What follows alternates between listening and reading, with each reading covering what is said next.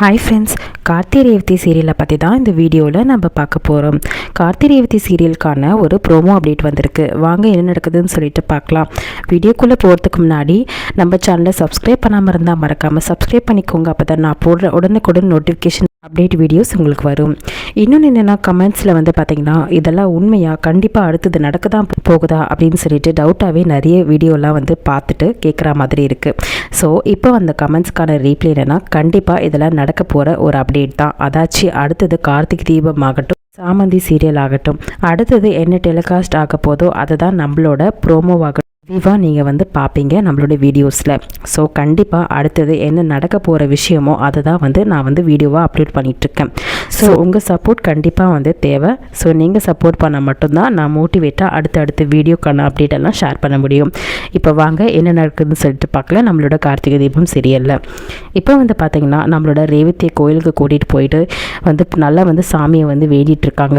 எப்படியாச்சு அம்மா புரிஞ்சு நம்மளை ஏற்றுக்கணும். அது மட்டும் இல்லை, நடக்க கும்பாபிஷேகம் நல்லபடியாக நடந்து குடும்பம் எல்லாமே ஒன்று சேரணும் அப்படின்ற மாதிரி கார்த்தியும் ரேவதியும் வேண்டிட்டு இருக்காங்க. பாட்டி சொல்லி தான் கார்த்தி ரேவதியும் கோயிலில் போயிட்டு குளத்தில் பார்த்திங்கன்னா தீபத்தை விட்டு நல்லா வேண்டிட்டு வாங்க. கண்டிப்பாக அந்த அம்மன் உங்களை காப்பாற்றுவா. சாமுண்டீஸ்வரி மட்டும் இல்லை, யார் எந்த பிரச்சனையை பண்ணாலும் உங்களை பிரிக்க முடியாது. கண்டிப்பாக நல்லதே நடக்கும்னு சொல்லிட்டு பாட்டி சொல்கிறாங்க. இந்த நல்ல நாளில் நீங்கள் மட்டும் உங்கள் சாமுண்டீஸ்வரி புரிஞ்சு இருந்தான்னா கண்டிப்பாக கார்த்தியை அழைச்சி நல்ல ட்ரெஸ்லாம் எடுத்து கொடுத்து, துணிமணி எடுத்து கொடுத்து, கறி விருந்து போடுறது தான் வழக்கம். ஆனால் அவள் புத்தி தான் இப்படி இருக்குது. என்ன பண்ணுறது? சரி பரவாயில்ல, அது எல்லாமே சரியாயிடும், நீங்கள் நல்லா சாமியை கும்பிட்டு வாங்கன்னு சொல்லிட்டு அனுப்பிச்சி வைக்கிறாங்க. கார்த்தியும் ரேவதியை கூட்டிகிட்டு போயிட்டு சாமி கும்பிட்டு குங்குமம்லாம் வச்சு விட்டுட்டு வீட்டுக்கு திருப்பி பாட்டி வீட்டுக்கு கூட்டிகிட்டு வராங்க.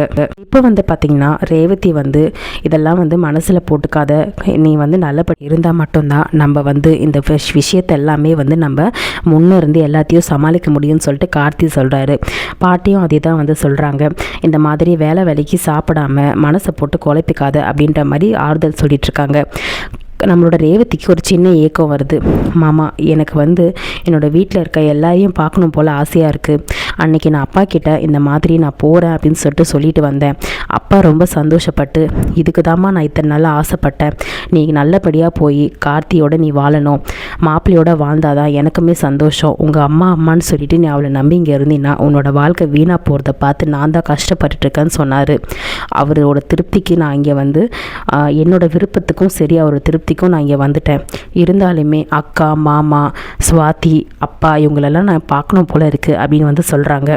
இதை கேட்டு கார்த்தி யோசிக்கிறாரு. அதில் என்ன இருக்குது ரேவதி, எல்லாரையும் ஒரு நாள் வர சொல்லு, பார்த்துடலாம். ஆனால் இப்போ தான் பஞ்சாயத்தெல்லாம் முடிஞ்சு பிரச்சனை எல்லாம் முடிஞ்சிருக்கு. இப்போ தான் பிரச்சனை கிளப்புற மாதிரி எல்லாருக்கும் ஊரில் விஷயம் தெரிஞ்சிருக்கு உங்கள் அம்மா பண்ண வேலையால். இப்போ போய் வீட்டில் இருக்க எல்லாரும் வந்தால் ஊரில் எதனா தப்பாக பேச போகிறாங்கன்னு எனக்கு ஒரு மாதிரி சந்தேகமாக இருக்குது. இப்போ போய் எல்லாரும் வந்தால் அதை பார்த்துட்டு சிவனாண்டியோட ஆளுங்க யாராச்சும் சந்திரகலா கிட்ட சொல்லுவாங்க, உங்கள் சித்திக்கு தெரிஞ்சா உங்கள் அம்மாவுக்கு தெரிஞ்ச மாதிரி உங்கள் அம்மா வீட்டில் இருக்க எல்லாரையுமே கஷ்டப்படுத்துவாங்க, தேவையில்லாமல் சண்டை வலிப்பாங்க. ஏற்கனவே போலீஸ்லேயே உங்கள் அம்மா கேஸ்லேயும் தோற்று நம்ம வெளியே வந்துட்டோம். அது மட்டும் இல்லை, இப்போ பஞ்சாயத்துலேயும் அவங்களுக்கு சாதகமாக தீர்ப்பு கூட வரலை. இந்த நேரத்தில் இவங்க எல்லாரையும் கூப்பிட்டா இன்னும் உங்கள் அம்மாவுக்கு கோபம் அதிகப்படுத்துகிற மாதிரி தான் இருக்கும். இப்போ பாட்டி வீட்டுக்கு வந்தால் கண்டிப்பாக எல்லாருக்கும் தெரிஞ்சிடும் அப்படின்னு சொல்கிறாங்க. அதுக்கப்புறம் பார்த்திங்கன்னா ரேவதி திருப்பியும் ஃபீல் பண்ணுறாங்க. என்ன இது, கேட்டதும் மாமா இப்படி சொல்கிறாங்களே, இருந்தாலும் எனக்கு அப்பா, மாமா, அதுக்கப்புறம் தங்கச்சி, அக்கா இவங்களெல்லாம் பார்க்கணும் போல இருக்கே அப்படின்ற மாதிரி சொல்கிறாங்க. சரி கவலைப்படாத. பாட்டி என்ன சொல்கிறாங்கன்னா, சரியா வேறு எங்கேயாச்சும் வெளியே எங்கேயாவது கூட்டிகிட்டு போய் அவங்கள காமிக்க வையா, வெளியே பார்த்தா யார் பார்த்து சொல்ல போகிறா, வீட்டுக்கு வந்தால் தானே எல்லாருக்கும் தெரிய போகுது அப்படின்னு சொல்லும்போது கார்த்தி யோசிக்கிறாரு. சரி ரேவதி, நம்ம வேணால் ஒன்று பண்ணலாம். நம்மளோட வீடு இருக்குல்ல, அதாச்சும் நான் உனக்காக கட்டின வீடு, அங்கே எல்லாரையும் வர வச்சு பார்க்க வைக்கலாம். அப்போ உனக்கு சந்தோஷம் தானே, நிம்மதியாக உன் கையால் கூட நீ சமைச்சு போடு, எல்லோரும் சாப்பிட்டு நிம்மதியாக இருந்துட்டு போட்டோம், உனக்கும் ஒரு நாள் அவங்க கூட இருந்த சந்தோஷம் உனக்கு இருக்கும்ல அப்படின்னு சொல்லும் போது சரி மாமா அப்படின்னு சொல்லிட்டு ரேவதி சந்தோஷப்படுறாங்க. பாட்டி சொல்கிறாங்க, ஆமாம் கார்த்தி, நீ சொல்கிறது தான்ப்பா சரி. இங்கே மட்டும் வந்தால் அந்த சந்திரகலாவும் சரி அந்த சிவனாண்டி ஆளுங்க கண்டிப்பாக தெரிஞ்சு போய் அவகிட்ட சொல்லிடுவாங்க. அவள் காளி ஆட்டம் ஆடிடுவா. குடும்பத்தில் இருக்க எல்லாருக்குமே பிரச்சனை வந்துடும்.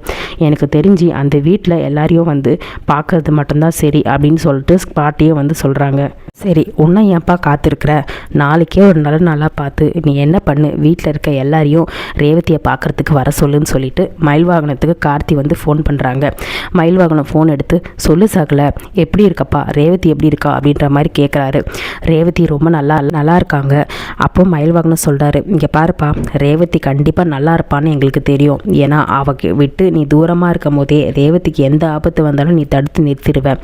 இப்போ நீ அவள் கூடயே இருக்க, இது என்ன சொல்லவா வேணும்? ரேவதியை நீ பத்திரமா பார்த்துப்பேன்றது நம்பிக்கை எங்களுக்கு இருக்குது அப்படின்னு சொல்லிட்டு சொல்கிறாரு.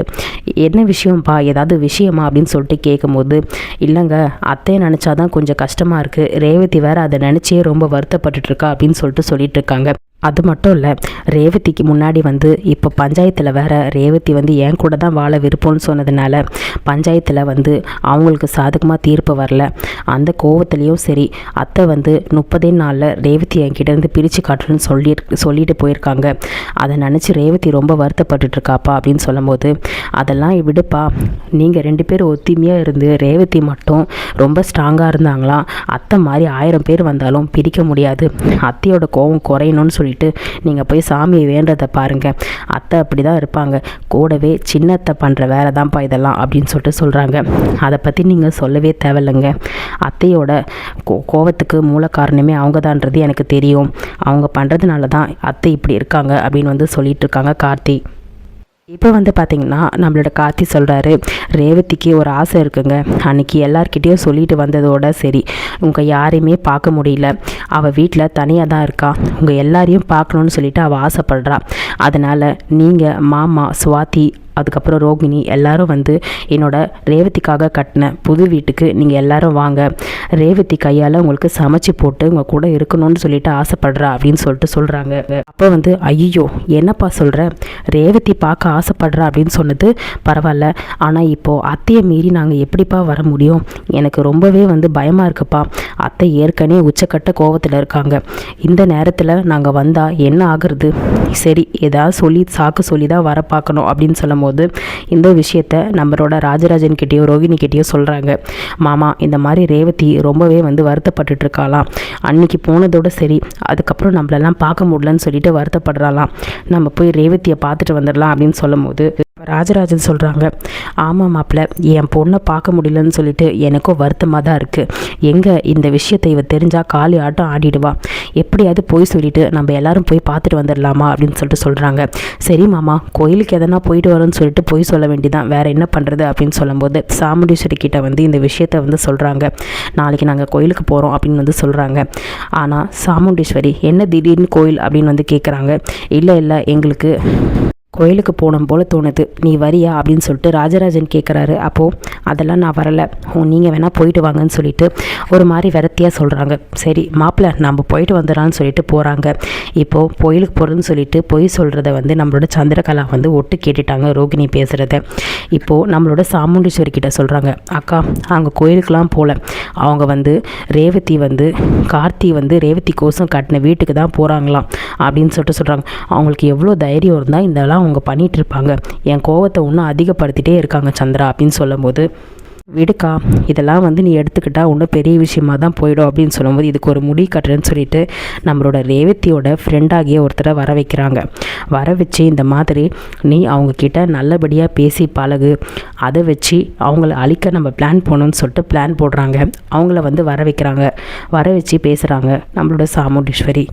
அவங்களோட பேர் இப்போதைக்கு நம்மளோட அப்டேட்டில் வரல. பட் ஆனால் ரேவதியோட ஃப்ரெண்டுன்னு சொல்லிட்டு தான் வராங்க.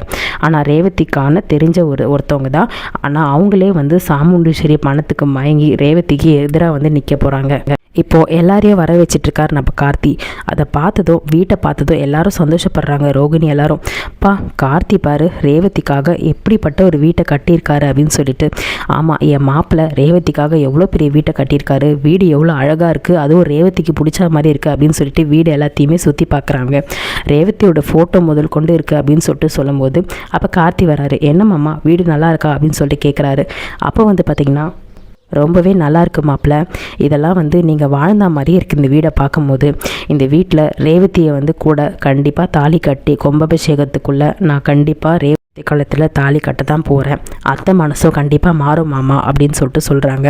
சரி மாப்பிள்ள, எங்களுக்கு அது சந்தோஷம்தான் அப்படின்னு சொல்லும்போது கதவை திறந்துட்டு ஒருத்தவங்க கன் எடுத்துகிட்டு வராங்க. அதை பார்த்து வீட்டில் இருக்க எல்லாரும் அலறி போகிறாங்க. அப்போ கன் எடுத்துகிட்டு வரும்போது ரேவதி வந்து பயந்துடுறாங்க. அப்புறம் பார்த்தா அவங்களோட ஃப்ரெண்டு.